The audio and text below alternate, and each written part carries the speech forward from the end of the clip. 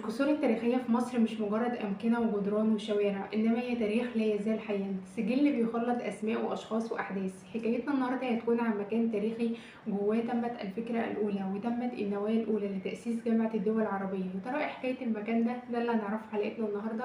أهلا بكم، أنا بسمة مختار في برنامجنا تاريخ لا ينتهي.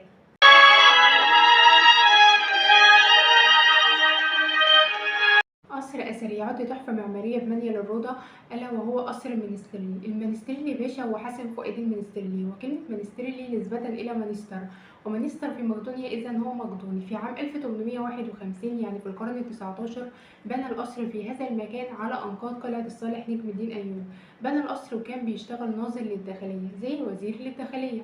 ده كان في أيام الخديوي سعيد ابن محمد علي باشا. بعد كده بقى حكمدار زي محافظ مدينة القاهرة.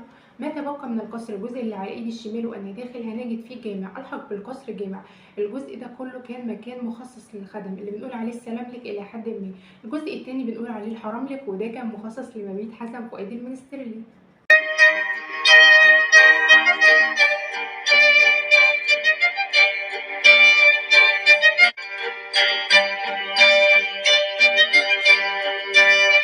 المكان ده تاريخي لأن جواه تمت الفكرة الأولى وتمت النواة الأولى لتأسيس جامعة الدول العربية، وده كان على أيام الملك فاروق، وأيضا كان هناك الملك عبد العزيز رحمه الله مؤسس المملكة العربية السعودية.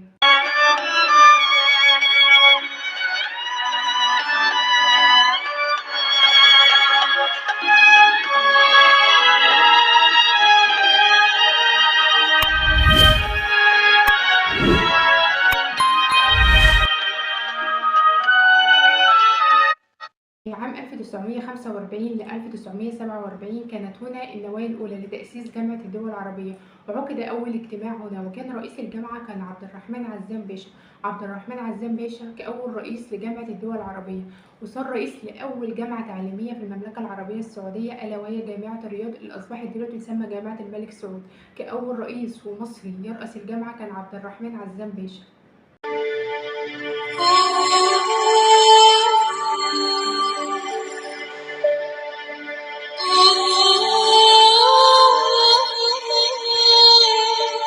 جزء منه السيراميك أصبح الآن متحف لمقتنيات سيدة الغناء العربي السيدة أم كلثوم، والجزء الثاني مخصص للاحتفالات ولكن فيه ترميمات.